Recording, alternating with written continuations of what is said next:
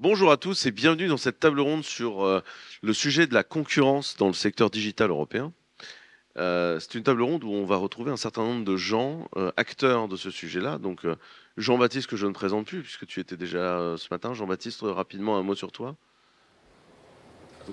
Voilà. Oui, je suis donc avocat depuis 2006, notamment dans le secteur numérique. J'étais le conseiller numérique du ministre de l'Industrie et le secrétaire général du Conseil national du numérique. J'ai l'habitude des sujets effectivement de droit de la concurrence et du numérique. À tes côtés, nous avons d'un côté Francisco Migorans. Est-ce que tu peux te présenter rapidement et la structure dans laquelle tu travailles? Bonjour, Francisco Mingorance, je suis le délégué général, je crois qu'on dit comme ça en France, pour CISP, Cloud Infrastructure Service Providers in Europe. C'est une organisation qui regroupe une quarantaine de fournisseurs de cloud infra. Qui opèrent en Europe, mais qui ne sont pas nécessairement. Alors, sur les 40, il y en a 4 qui sont américains. Il y a GTT, Vulture, et qui sont de la taille des gros Européens. Et puis, on a 2 mastodontes. On a un membre fondateur qui était Amazon, qui est toujours là. Et puis, récemment, suite aussi à un accord sur un settlement, sur une plainte qu'on a déposée à leur rencontre, on a eu Microsoft qui qui ont rejoint le groupe il y a de ça 3 semaines.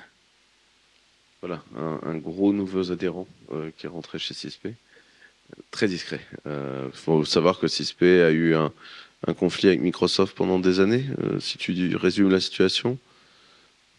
Oui, on a déposé une plainte en violation du droit de la concurrence à Bruxelles, donc au niveau européen, sur des questions de discrimination et d'abus de position dominante par rapport aux conditions dans lesquelles Microsoft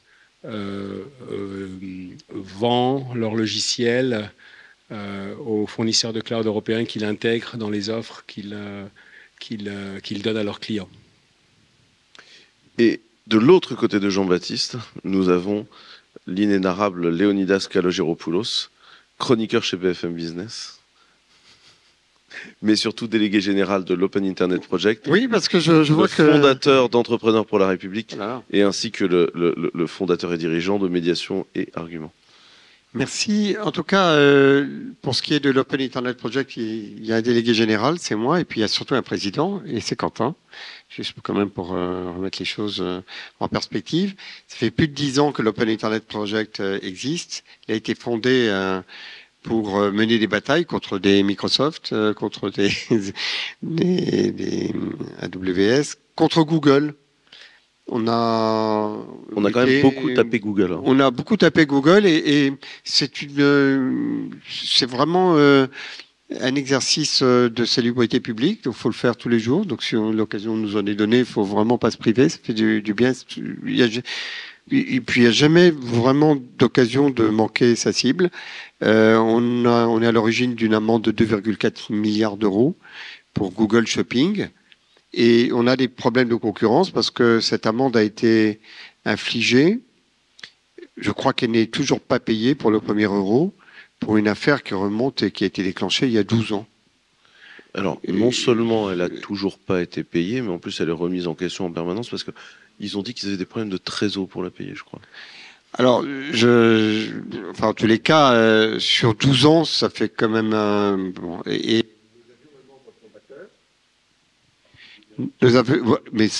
voilà. Nous avions un membre fondateur qui s'appelait, parce que il y a un moment donné, quand on gagne ces batailles au bout de 12 ans, ben forcément c'est à titre posthume, ce qui ramène à notre sujet des mesures conservatoires, parce que s'il n'y a pas de mesures conservatoires, le temps, c'est l'ami des monopoles. Le temps, plus le temps passe, plus le monopole grossit et plus il écrase le petit. Et quand le temps devient éternel, ben le petit finit par agoniser. Et donc la question du temps dans les procédures, c'est une question essentielle. Mais nous avons, au-delà des batailles concurrentielles, une autre bataille essentielle pour la concurrence. C'est que pour avoir de la concurrence, encore faut-il qu'il y ait des concurrents. Et la volonté de se battre contre les compétiteurs et de ne pas s'attendre à ce que le droit de la concurrence résolve le problème. Et cette combativité-là, cette niaque-là, je pense que c'est aussi ce qui caractérise l'Open Internet Project et ce que nous choisissons comme membres. C'est véritablement l'esprit de compétition que nous avons pour créer de la valeur, créer de l'innovation. Et c'est les deux pendants de la liberté que l'on veut pour grandir et se développer. Mais s'il y a trop de liberté, eh bien, ceux qui sont déjà grands écrasent les petits. Donc, il faut aussi de la régulation. Donc, cet équilibre entre liberté et régulation, c'est ce qui nous réunit peut-être cet après-midi. Alors, quand on parle de droit de la concurrence, souvent, les gens me disent, mais comment ça, un droit de la concurrence je croyais que vous faites des ventes et puis c'est tout, quoi. Du coup, il y a des règles qu'encadrent le commerce. Moi, des fois, on me dit, mais vous savez, au lieu de pleurer, vous avez qu'à faire des bons produits. Est-ce que quelqu'un d'entre vous se sent d'attaque pour répondre à ce genre de réflexion très pertinente? Je veux bien sur ce point parce qu'il y a quand même quelque chose qui me chiffonne. Et je pense qu'il faut de temps en temps qu'on s'autocritique. On a les GAFAM, si j'ai bien compté, ça en fait 5. Et dans ces 5 boîtes, il y a du cloud, il y a du search, il y a de la suite collaborative, il y a plein de choses. Et si on prend chacun de ces sujets, nous, derrière chacune de ces spécialités, on a 15 boîtes, 15 égos de chefs d'entreprise qui ne veulent pas s'entendre entre eux sur beaucoup de choses. Et donc, nous avons des mastodontes qui font du croisement de valeurs, utilisent les données, font du cross-fertilizing de chacune de leurs spécialités. Et nous, on est en silo, en micro-silo surtout. Alors, on a des associations, c'est bien, et il faut qu'on les muscle pour aller à la bataille. Mais à un moment donné, ça pourrait être bien aussi que on associe les produits pour que ce à quoi les consommateurs se soient habitués, c'est-à-dire avoir plein de services dans un univers, peut-être ils puissent avoir chez nous. Alors, je pense que l'on a probablement les meilleurs dans chacune des spécialités, mais que l'on a eu du mal à conglomérer. Peut-être que c'est pas une question de qualité de produit, mais peut-être qu'on devrait être bon en conglomérage de nos métiers. Je ne sais pas si c'est... C'est fou, hein. Quand on entend Léonidas, on croirait m'entendre, moi, sur la taille du catalogue et la vélocité. C'est dingue, hein. C'est littéralement le talk que j'ai fait tout à l'heure. Sur ce point-là, sur la qualité produit et l'amélioration, est-ce que ce qui se passe pas aussi parfois, c'est des boîtes qui sont aussi capables de dire je change de business model et je prends ce que faisaient mes revendeurs. Parce que ça, Francisco, je pense que c'est un point dont on peut parler spécifiquement. Si on va dans le fond de la plainte qu'on a posée contre Microsoft, quel était le fond du problème en fait? Parce qu'on a fini par gagner, on a fait un settlement avec eux à notre avantage. Je ne sais pas si on a gagné. On essaie de comprendre si on a gagné et qu'est-ce qu'on a gagné. Je pense que sur le long terme, on n'a pas forcément gagné. Donc ça, c'est une chose. Au départ, cette plainte, elle s'est faite parce que des entreprises individuelles ont été toutes lésées par des changements de tarifaires, par des changements de licences qui les empêchaient de continuer à opérer un modèle économique qui fonctionnait depuis longtemps pour eux. Donc, par exemple, la revente de licences Microsoft dans le programme SPLA, ça a été... Alors, si tu peux expliquer le programme SPLA pour les profanes. C'est un programme qui permet à des revendeurs de cloud de prendre des logiciels de Microsoft et de les revendre à leurs clients avec leur infrastructure sur laquelle vont tourner ces logiciels. Donc, c'est de revendre des logiciels de productivité, notamment, ou du Windows Server, et de les agréger dans l'offre d'infra qu'un fournisseur d'infra européen a. Donc, pour les rendre plus intéressants pour les entreprises. Parce qu'il y a et de déclencher sa marge en prenant son infrastructure plus les licences de Microsoft et déclencher une Exactement. offre par-dessus. Exactement. Ouais. Donc ça, c'était un peu le déclencheur sur le dossier Microsoft. Il y a eu aussi des changements de licence. Par exemple, Microsoft, à un moment donné, a interdit à quelqu'un une entreprise qui avait payé sa licence, une licence perpétuelle souvent, de l'amener sur un cloud, que ce soit un fournisseur européen ou un de leurs grands concurrents, Google ou Amazon. Donc ça, ils avaient interdit le BUL, Bring Your Own License. Ça faisait aussi partie des raisons pour lesquelles CISP et des membres de CISP ont décidé de déposer plainte. Donc, par exemple, un fournisseur de cloud était obligé de passer un contrat avec Microsoft pour qu'il y ait du Microsoft qui tourne sur ses licences. Il devait racheter sa licence perpétuelle. Tu avais toute la suite Office chez toi, tu veux la faire tourner chez toi, tu devais racheter la suite. Tu vois, donc c'était une augmentation de prix de 100%. Et donc ça, c'était un problème. Ensuite, il y avait des changements tarifaires sur le programme de revente de logiciels de Microsoft. Tout ça a fait l'un dans l'autre que les entreprises européennes, au sein du CISP, d'abord individuellement, il y a eu d'abord une première plainte avec OVH, Aruba et un groupe de Danois. Et puis ensuite, elle a été suivie d'une deuxième plainte par CISP. Ce qu'on a obtenu, c'est que Microsoft fasse sauter l'interdiction de faire tourner tes licences sur le cloud d'un tiers, mais avec la restriction que tu ne pouvais pas aller ni chez Amazon ni chez Google. Donc ils ont défini une catégorie de fournisseurs de cloud qu'ils appellent les listed providers. C'est les entreprises qu'ils ont mis à l'index. Comment? Non, listed providers, ça veut dire ce qui est marrant, c'est qu'ils ont mis Google, Amazon, Alibaba, et ils sont mis eux-mêmes dedans, Microsoft. Donc, comme quoi, tu peux pas prendre ces logiciels. Tu peux pas prendre ces logiciels et les faire tourner sur aucune de ces quatre. Mais ce qui est pipeau, parce que tu peux aller chez Microsoft. Par contre, tu pouvais amener ta suite Office directement sur Azure. Il n'y avait aucun problème. Par contre, sur les autres, les grands que je viens de citer, mais aussi les Européens, c'était interdit. Et donc, ce qu'on a fait, c'est on a fait sauter ce verrou-là. Et ils ont autorisé les Européens, mais uniquement les Européens, à ce que leurs clients fassent ce transfert de licence. On a obtenu d'autres choses aussi. Ils ont créé un programme pour les fournisseurs européens. Donc ça exclut les grands concurrents américains de Microsoft. Mais ils ont créé un programme où du coup, ça exclut aussi toutes les autres destinations. Asie. Non, leur truc est global. Microsoft fait pas dans les petits détails comme ça. Ils font des programmes globaux où ils en font pas. Et là, ils ont fait suite aux deux plaintes, ils ont créé le CSP Hoster, qui est un programme qui te permet de revendre du logiciel Microsoft en marge du programme SPLA, qui est un programme qui couvre essentiellement des logiciels non connectés, comme on les appelle, c'est-à-dire ça ne va pas tourner sur Azure. Mais maintenant, tu peux revendre du SQL, tu peux revendre d'autres logiciels de Microsoft par ce nouveau programme, qui est aussi le résultat des plaintes. Donc voilà, on a obtenu des assouplissements. Le fait est que le modèle économique de revendre des logiciels non connectés que tu achètes, par exemple, sur le SPLA, c'est un modèle qui est en voie de disparition, parce que Microsoft n'investit plus dans les logiciels non connectés, et ils veulent que tu achètes chez eux et que ça tourne sur Azure. Donc voilà. Ça, c'est un changement, c'est un peu inéluctable. Oui, sachant que la grande proposition de Microsoft à ces gens qui étaient hébergeurs était de dire on vous fait des prix, vous achetez les trucs sur Azure et vous mettez vos clients sur Azure.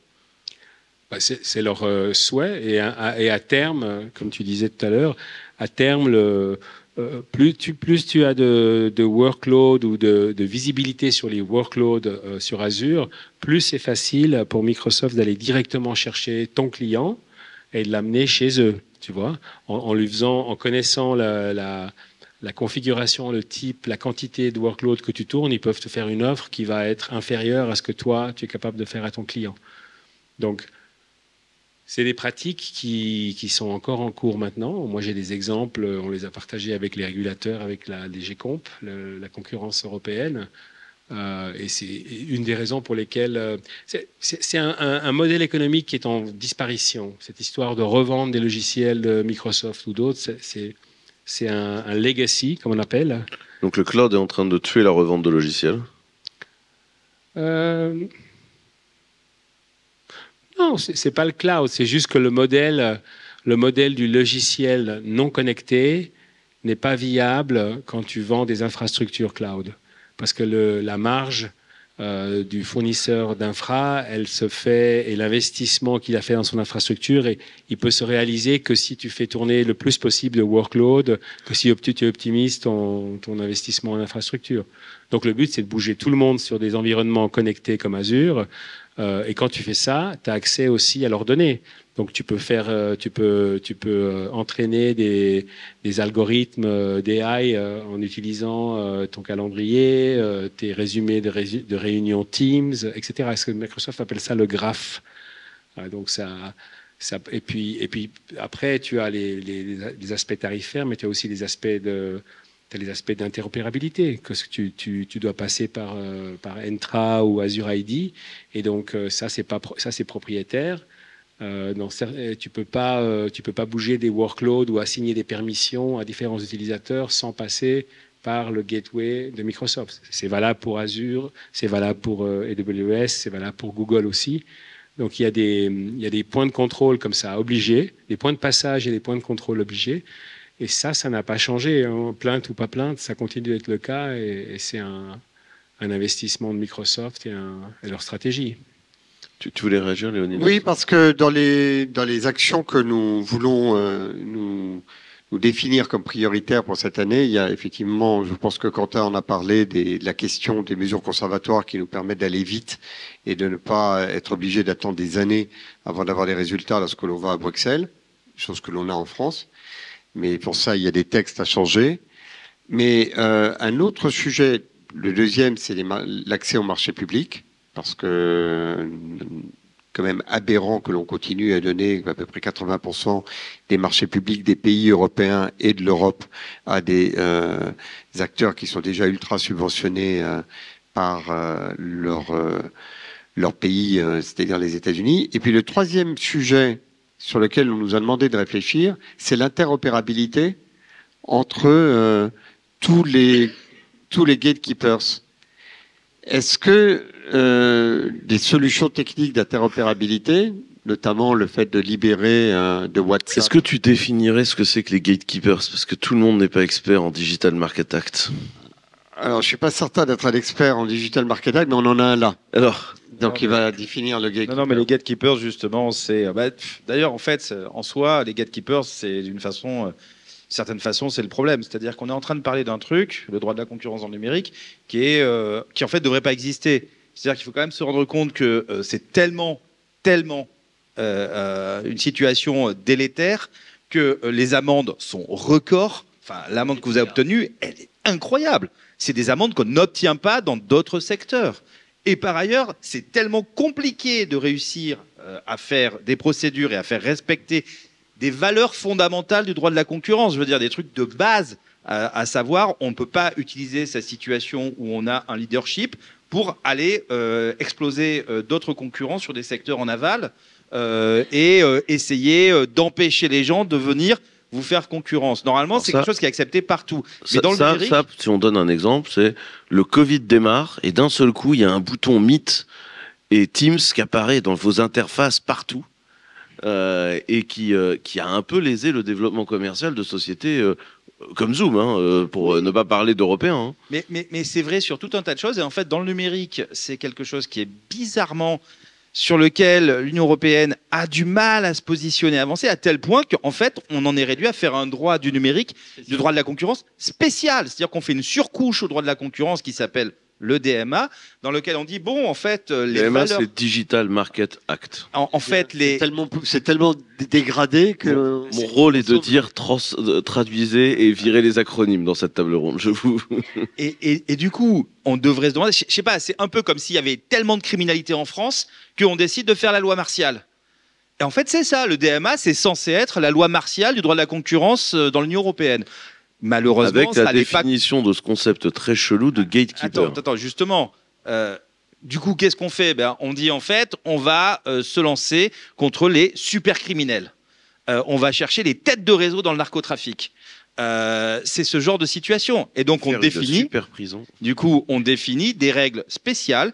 Alors, c'est pas des super criminels, c'est pas des têtes de réseau dans le narcotrafic. C'est des délinquants multirécidivistes. Mais C'est quand même des délinquants multirécidivistes. Mais on est sur Je veux dire, on parle que de boîtes qui se font aligner pluriannuellement Oui, en milliards. et qu'en ont rien à foutre. Et qui continuent. Oui. Non, ils disent justement qu'actuellement, ils en ont beaucoup à faire. Parce qu'en fait, ils veulent pas les payer quand même. Ces amendes, malgré tout, ça fait de l'argent en moins dans la poche. Et puis, c'est des amendes records qui commencent à s'ajouter les unes aux autres. Avec Pardon, Jean-Baptiste. Juste, ce sont des amendes qui sont une très très faible compensation de ce qu'ils ont gagné en abusant de leur monopole et en écrasant la concurrence. Dans Google Shopping, il n'était pas bon, Google Shopping. Bien Dans évidemment. Google Shopping, ils ont tué tous les bons et ils ont mis le leur en premier jusqu'à ce qu'ils deviennent bons. Et on peut même pas mesurer l'impact sur l'innovation. Donc, Parce que au passage, en tuant des concurrents, parfois, c'est même pas pour les remplacer par quelque chose de correct. C'est juste pour les tuer et pour éviter le développement potentiel. Mais la situation est tellement obérée, tellement délétère, qu'on en est donc obligé d'essayer de nouvelles idées et du coup de définir qu'on va faire un droit de la concurrence spécial pour certains acteurs. Ces acteurs, c'est les gatekeepers. Pour définir ce qu'est un gatekeeper, alors on s'est un peu creusé la tête. En gros, les gatekeepers, on peut les nommer. C'est grosso modo les GAFAM. Et ByteDance. ByteDance qui fait TikTok. Les gatekeepers, on a mis des critères, mais il fallait trouver des critères qui correspondent aux GAFAM d'une certaine façon. Parce qu'on ne veut pas se dire les choses comme ça, on voulait qu'il y ait un côté objectif, ainsi de suite. La réalité, c'est qu'on est face à une situation de délinquance avérée. Mais ça c'est un truc qui est très drôle. C'est-à-dire que Trump te dira je veux que TikTok soit vendu. Il va pas te dire je veux qu'un réseau social de vidéos qui ait tant de milliers de connexions par jour avec un impact sur la jeunesse soit dans une posture d'être obligé de vendre. Il dit non, vendez TikTok ou allez vous faire foutre. Je pense qu'on manque un peu de clarté parfois en Europe. C'est vrai ce que tu dis et c'est pas vrai parce que en même temps, typiquement sur cette décision qui concerne Biden aux États-Unis, c'est quelque chose qui a été bipartisan, qui a été travaillé. Il y a une loi spéciale qui a été faite. Il y a tout un travail qui a été fait. Donc c'est vrai que la décision. Oui, mais dans la loi, c'est marqué TikTok. Mais la loi, elle est efficace. Elle va droit au but. Alors que là, on voit que l'Union européenne essaye de mettre en place un système et donc les définitions qui permettent de définir un gatekeeper, ce qui en soi déjà, rien que le fait de devoir en arriver là, devrait être une alerte rouge pour l'Union européenne en termes de droit de la concurrence. Comment est-ce qu'on en arrive à cette situation qu'on est obligé de faire une loi spéciale pour 5-6 acteurs? Les gatekeepers, c'est des gens qui opèrent ce qu'on appelle un service essentiel. Donc il y en a 10. Réseau social, cloud, puis plateforme, intermédiation, ainsi de suite. Il faut opérer au moins 3 services sur le marché européen, avoir un chiffre d'affaires de plus de 7,5 milliards ou une valorisation boursière de plus de 75 milliards et toucher plus de 45 millions d'usagers et 1000 professionnels sur le marché, 10 000 professionnels sur le marché européen. Et là, du coup, vous êtes un gatekeeper. Et si vous êtes gatekeeper, vous avez des obligations supplémentaires. On vous impose des règles. On a des clients captifs. Voilà. Et oui, c'est bien dit. Oui, c'est ça. En fait, vous avez des clients captifs. On a des clients captifs. Ça résume. On a des clients captifs dans une taille telle qu'on est capable de façonner le marché.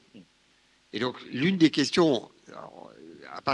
D'ailleurs, ce qui est intéressant, c'est que l'on accepte cette situation et on dit on va réguler cette situation qui est une anomalie que l'on accepte. Donc on l'accepte. Mais l'une des questions qui nous est posée par un certain nombre de nos membres, c'est est-ce que la meilleure manière d'arriver à surmonter le problème, plutôt que de se battre avec des règles, des régulations et aller quémander l'attention de gens qui, je le signale quand même parce que on pourrait se dire c'est génial, on a l'Europe. Lorsque l'on est allé réclamer l'évolution des textes pour avoir des mesures conservatoires en Europe, on les a dans tous les pays européens, mais en Europe c'est écrit, mais on ne peut pas les utiliser. Donc on a demandé que les règles évoluent. On va rapidement dire. Une mesure conservatoire, c'est quoi? Vous avez le droit de la concurrence, vous faites un procès. Vous faites un procès pour obtenir compensation de ou une amende délictuelle qui a été constatée, une amende et compensation. Le procès Google Shopping 12 ans. 12 ans. 2,4 milliards. Et Le- pardon, les 2,4 milliards, c'est pas nous qui les touchons, hein, c'est pas les victimes, hein, c'est la Commission européenne. Les victimes sont mortes. Non, donc, non, non, les victimes, c'est même pire que ça. C'est des fonds d'investissement de private equity qui ont racheté les boîtes qui étaient mortes. C'est eux qui ont financé les avocats et c'est eux qui vont toucher l'argent. Ça, vous le savez peut-être pas, mais c'est Non, comme mais ça. pas les 2,4 milliards. Les 2,4 milliards, c'est une amende. L'amende, elle est versée à la Commission. Et après, il y a les réparations. Mais les Mais les réparations, toutes les boîtes sont mortes. Donc, effectivement, peut-être qu'il y a business derrière. Non. Mais en tous les cas, nous, ça nous intéresse pas. Personne, Non, elles ont été un seul de mes rachetées. membres. Elles sont mortes et elles ont été rachetées. Elles sont la propriété de fonds d'investissement qui ont fait le pari que ça allait leur coûter 20, 30, 50 millions ou 100 millions, mais qu'ils auraient un retour sur investissement au bout de 12 ans de plusieurs milliards. Donc ce sont des investisseurs qui ont mis l'argent là-dedans. Ce qui est un side business qui est amusant. Le procès avec Microsoft, avant qu'on aille au settlement. Donc settlement, ça veut dire qu'on a fait un accord. C'est pas un jugement. La plainte contre Microsoft, on est sur combien de temps, Francisco? Je ne dis pas de conneries. Je crois que c'était 2 ans et des poussières, 2 ans et demi. Donc on a été très rapide, nous. Mais c'est un settlement. Parce Oui. que moi, quand on est allé voir Vestager, elle nous a dit, écoutez les gars, j'aime bien ce que vous faites. Bon, d'abord, elle nous a dit, on va pas aider Amazon, on va aider que les Européens. Bon, ok. Et après, quand on poussait, elle nous a dit, moi, je vous conseille de trouver un accord commercial avec eux. Parce que si vous entrez dans une procédure, ça va prendre des années, ça va être super désagréable, vous n'êtes pas sûr d'avoir ce que vous voulez. Donc faites un accord et je vous aiderai. C'est ce qu'elle a fait. Elle a aidé Oui. un secteur européen à trouver des arrangements, des atténuations. Non, mais de- des accommodements. Mais pardon, parce que moi, je pense que c'est aussi ce qui nous caractérise au sein de l'OIP. On n'est pas tout à fait d'accord avec cette idée-là. D'abord, les amendes, on s'en fout. Donc, ce que l'on veut, c'est que les pratiques discriminatoires, les pratiques anticoncurrentielles soient levées, et levées vite, en quelques mois. Ça, c'est notre demande. On n'est pas en train de quémander de l'argent à la Commission. Et l'une des donc, raisons pour explique lesquelles, du pardonne-moi, coup, ce qui est une mesure conservatoire. Parce on était parti donc sur la première mesure option, par un conservatoire, procès. Deuxième option. la mesure conservatoire, c'est qu'on constate une pratique dont on soupçonne qu'elle fausse la concurrence. On n'attend pas le procès au fond. On dit, on a regardé, il y a une menace grave, elle est immédiate, et donc vous êtes obligé d'arrêter cette pratique tout de suite, sous peine d'astreinte quotidienne. C'est l'équivalent de l'action en quotidienne, référé en France. C'est l'équivalent de...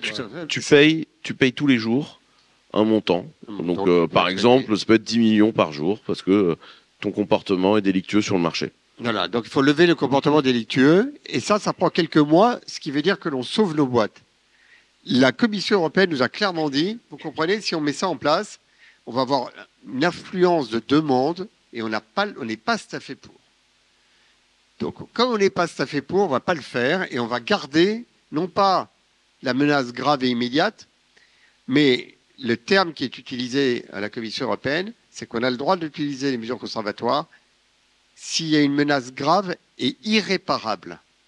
Alors, la définition d'une menace irréparable, aucun avocat ne s'y est jamais risqué. Du marché. Ça fait Une menace 22 grave ans. et irréparable du marché. Ça fait 22 ans que la mesure existe. Elle a été utilisée une fois. Une fois. Point. Peut-être. Oui, il devrait la réutiliser une deuxième fois sur Broadcom.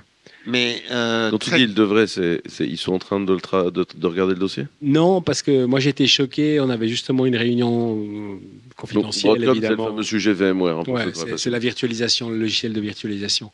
Ils nous ont dit surtout ne déposez pas plainte. Ça, c'est hallucinant. Quand le régulateur te dit ça, ouais, c'est tu te hallucinant. dis, mais moi j'hésite à poser plainte à la DG Comp, à la commission, à dire c'est quoi ce bordel, ces mecs qui nous disent de ne pas déposer de plainte. Non, mais c'est très important parce que quand ils disent on n'est pas staffé pour faire le job, il faut savoir que la stratégie d'un Google, c'est d'envoyer des réponses avec des avocats, plein de Jean-Baptiste Souffron, qui écrivent les réponses pour Google. Et les réponses, c'est des bottins. Et comme il y a le contradictoire, il faut les lire. Et après, vous dites, ah ouais, mais vous avez commencé à lire il y a 1 an et demi, mais depuis, il y a le logiciel qui a changé. Donc, il y a 2 chapitres, là, faut tout réécrire, ça a changé. et c'est reparti, et ça repart en contradictoire. 12 ans. Moi, je ne sais pas quelle est l'institution qui peut se dire je préfère avoir 12 ans d'instruction, de bottin, d'argumentaire absolument délirant, plutôt que de dire je coupe le truc et ça s'arrête. Donc, objectivement, il y a une embolie. Bien, je vais vous faire un truc pour tech. C'est du déni de service appliqué à la personne. En fait, on se fait DOS des institutions juridiques, si vous voulez. On se fait des DOS des institutions juridiques. Non, mais enfin, faut pas le voir comme ça non plus. Le problème aussi, c'est que ils ont décidé de ne pas exercer leur autorité. À un certain moment, il y a un contrôle politique à avoir sur le régulateur, qui est de lui rappeler quels sont les principes pour lesquels il applique cette régulation. C'est une régulation qui est supposée bénéficier aux consommateurs et à l'industrie. À partir du moment où elle bénéficie ni aux uns ni aux autres, parce que d'un côté elle empêche l'innovation et de l'autre côté elle tue des entreprises, il y a aussi une forme de responsabilité à prendre. Et c'est vrai qu'on est parti avec la négociation du DMA sur une espèce d'histoire de on va mettre en place une régulation. Tout le monde avait l'air très fier de se dire que l'Union européenne allait faire la régulation des services américains et des entreprises américaines. Et personne ne s'est dit qu'en fait, le premier rôle de l'Union européenne, ça serait peut-être de réguler les entreprises européennes. Mais déjà, il faudrait qu'elles existent et qu'elles aient le niveau, en termes de surface, de celle des entreprises américaines équivalentes. Or, actuellement, ça a l'air d'être un objectif qui a été complètement écarté. Il n'y a pas dans le DMA l'idée que ça va permettre de faire émerger ou de faire grandir des entreprises pour qu'il y ait bientôt des entreprises européennes qui soient gatekeepers. Le gatekeeper, comme tu l'as très bien dit, c'est pas tellement une notion de taille en réalité. Ce qui est sous-jacent, c'est que vous contrôlez le marché et vous avez des clients et des consommateurs captifs.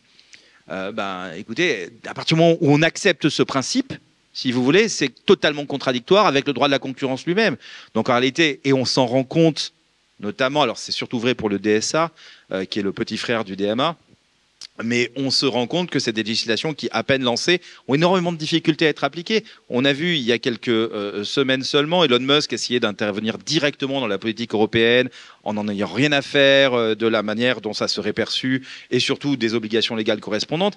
Et là-dessus, la Commission a énormément de mal à apporter une réponse. Mais pourquoi ? Parce que d'abord, elle ne prend pas ses responsabilités. Là, actuellement, quel est le programme ? Vous pouvez regarder le programme, comment s'appelle, le Compass, qui a été proposé sur la von der Leyen. Le Compass n'a pas une visée industrielle très claire et le Compass ne donne pas l'impression que, en tout cas pour les secteurs numériques, il y a une grosse volonté de réussir à faire émerger des géants du numérique aujourd'hui. Ou en tout cas, la stratégie, il faudrait peut-être nous l'expliquer, parce que comme ça, quand on lit le truc, elle n'est pas compréhensible. L'idée générale, c'est de toute façon, on est face à une situation de fait. Essayons de mitiger le problème et peut-être on va essayer d'imposer quelque chose. Mais à partir du moment où de toute façon les enquêtes mettent beaucoup trop longtemps, les amendes sont pour l'instant essentiellement virtuelles et où de toute façon la compétition, on a pris pour acquis qu'elle ne serait pas réelle. Bon. Non mais c'est aussi la raison pour laquelle on démarrait cette conférence en se disant qu'on peut vouloir mener des batailles concurrentielles devant des régulateurs, mais si on compte sur un régulateur qui n'a pas envie de réguler, on est mort. Donc d'abord, il faut absolument pas compter uniquement sur lui. Le sujet, c'est aujourd'hui comment on convainc le régulateur de réguler. Non, mais il faut. Pour toi, c'est un enjeu politique, en fait. C'est un enjeu politique parce que le régulateur n'a pas envie. Moi, je peux donner des exemples très concrets dans mon quotidien. Suite à l'arrivée de l'administration Trump, sur une période de 2 semaines, j'ai vu 3 fois des régulateurs faire marche arrière ou refuser d'aller de l'avant sur des éléments de mise en œuvre et d'exécution de la loi. Une fois sur le DMA, ça j'ai vu. C'était quoi le renoncement là ? Alors j'étais dans un panel du Parlement européen, machin confidentiel, machin avec la députée, la commission, et la commission lui a demandé 3 fois. Vous avez adopté un calendrier de mise en œuvre, donc des mesures que vous allez prendre dans le DMA contre les 6 gatekeepers et les 18 services essentiels qu'ils ont déterminés. Est-ce que vous allez tenir votre agenda ? Incapable de répondre. Un peu plus tard, j'ai eu le coup avec Broadcom, où on nous a dit surtout n'y allez pas. Et puis, dans la même semaine, je vois que le régulateur anglais sort un rapport disant on a effectivement trouvé que et Amazon et Microsoft ont violé la loi anglaise de la concurrence. Par contre, ce qu'on va faire, et on pourrait prendre des mesures, mais on ne va pas le faire, on va laisser une agence qui est en création d'ici une année prendre ces mesures si elle l'estime opportun. Donc simplement la menace de sanctions commerciales, de tarifs, l'instruction qui a été donnée à tous ces régulateurs, c'est vous fermez votre gueule. Vous n'allez pas attaquer un des gatekeepers américains, surtout pas quand on va commencer une négociation avec la nouvelle administration américaine. Et donc, c'est devenu éminemment politique. Et ça, je te parle sur 2 semaines, même pas 3. Donc, il y a un vrai problème, si tu veux. Le régulateur, peut-être contrairement au juge, n'a pas l'indépendance politique nécessaire pour faire face et pour prendre des mesures d'exécution de sa propre loi vis-à-vis de quelqu'un qui la viole. Et surtout, ce qui est choquant, c'est comme les Anglais, ils ont écrit noir sur blanc, oui, ils violent la loi anglaise de concurrence, mais on va rien faire tout de suite, on va passer le bébé à une autre agence dans une année. Ça, c'est extrêmement inquiétant. Oui. Et je pense que maintenant, c'est comme ça pendant un moment, ça va être bloqué. Mais c'est un problème. Parce Il est absolument impossible pour nous de compter sur ce principe qu'il y aurait un régulateur. Enfin, quand on se dit il y a un policier, il y a une justice, on se dit le travail a été donné. Non, il y a une démission. Il y a une démission totale. D'abord, elle est idéologique. Il y avait un chief economist aux côtés de Madame Vestager avant qu'on envisage de la remplacer par Madame Scott Morton, que l'on a évité. Mais lorsqu'on lit les déclarations de celui qui était en poste pendant une 12aine d'années, il a clairement expliqué que les États européens essayent de se protéger de la concurrence, que si ils étaient bons, eh bien, ils seraient leaders, et que s'ils ne sont pas leaders, c'est parce qu'ils ne sont pas bons, et donc il faut absolument laisser la concurrence jouer et ne pas l'entraver. Donc finalement, je pense qu'on s'est vraiment laissé berner par Madame Vestager. Elle a pensé qu'il suffisait de faire des communiqués sur des montants d'amende et que ça allait suffire. Clairement, ça ne suffit pas. Le DMA ne suffira pas. Absolument pas. Le DMA est effectivement un constat d'anomalie dont on essaye d'atténuer les effets, mais c'est finalement une manière de reculer. Et donc, on a juste notre combativité sur laquelle on peut compter et la volonté de faire bouger les règles. C'est la raison aussi pour laquelle les marchés publics, il faut qu'on bouge sur ce sujet-là. Est-ce que oui ou non l'interopérabilité est une manière de casser les silos? Si c'est le cas, c'est une solution. Les groupes n'ont toujours pas rempli leur... C'est potentiellement une réponse industrielle. Si on arrive à avoir des solutions qui permettent de passer de WhatsApp au réseau normal, enfin de pouvoir s'échapper des silos, la solution industrielle nous permettra d'échapper aux abus de position dominante. Et ça, c'est un vrai mandat pour les opérateurs. Ouais, alors, sur ce point-là, du côté des entreprises dans CISP, on a fait un engagement, était un peu au courant là-dessus, sur le projet, par exemple, Fulcrum, où maintenant, on s'est dit, bon, on a une grande diversité d'opérateurs, mais ils sont tous trop petits, ils n'ont pas la carrure pour faire des offres concurrentielles par rapport à Amazon et Microsoft et autres. Donc, on va tâcher technologiquement, avec les couches de logiciels qui sont nécessaires, d'agréger des offres qui sont des offres distribuées de différents types d'opérateurs cloud concurrents pour pouvoir offrir une offre consolidée avec une variété géographique, une capacité plus importante et une diversité de services plus importante, mais qui est une agrégation de multiples offres de concurrents. Et donc ça, c'est sur quoi on investit de l'argent. On a investi une partie du settlement que Microsoft a payé pour écrire de l'open source pour faire fonctionner ce truc-là. On va investir un capital politique là-dessus. Moi, je fais énormément de promotion là-dessus. Et on s'est dit qu'à la fin, avec cette ambiance géopolitique où même les régulateurs n'osent pas faire respecter leurs propres lois, que si on arrive à créer des offres, des alternatives concurrentielles, il ne s'agit pas de faire des préférences législatives, mais simplement que le service machin, il est aussi bien ou mieux que le service d'Amazon, finalement, que c'est ça qui va créer la possibilité au marché de bouger. Donc on veut agir vraiment au niveau du marché, plus qu'au niveau législatif ou autre. Et à mon avis, c'est la seule voie de salut, surtout pour le cloud. Et surtout du fait que le cloud, si tu veux, quelque part, c'est comme un peu... et l'infrastructure, c'est un peu comme de la fourniture d'électricité. Tu vois, tu as différents producteurs dans différents endroits. Bah, tu te les mets sur un bon réseau, tu peux fournir l'électricité comme tu peux fournir le service à tes clients c'est une façon de créer des espèces d'hyperscalers virtuels, mais qui sont composés d'une myriade de fournisseurs européens. C'est ça l'idée. Je pense que bon, faut qu'on close ce panel. Moi, j'ai une proposition, messieurs, qui est le droit de la concurrence, en fait, est inconnu du grand public. Et le grand public ne comprend pas pourquoi ce droit le protège. Est-ce qu'on n'aurait pas intérêt à se retrouver régulièrement autour d'un micro, puisque c'est un format qu'on connaît bien chez Clever, pour faire une petite revue d'actualité des 2-3 mois de ce qui s'est passé dans le droit de la concurrence numérique, parce que manifestement, en fait, il se passe plein de choses, et ce sont des sujets extrêmement précis. Si ça vous va de me réaccompagner de façon régulière, je pense qu'il y a la matière à débattre régulièrement. En tous les cas, je constate une chose, on ne se connaît pas avec Francisco, mais on tire le même diagnostic de la démission du régulateur. Et le régulateur qui démissionne, je veux bien qu'il change, mais il veut rester régulateur, mais il ne veut pas réguler. C'est un vrai dysfonctionnement. Ouais. Merci on a des chemins différents, mais on arrive aux mêmes conclusions.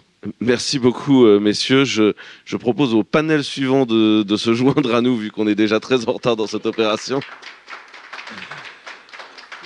Merci encore.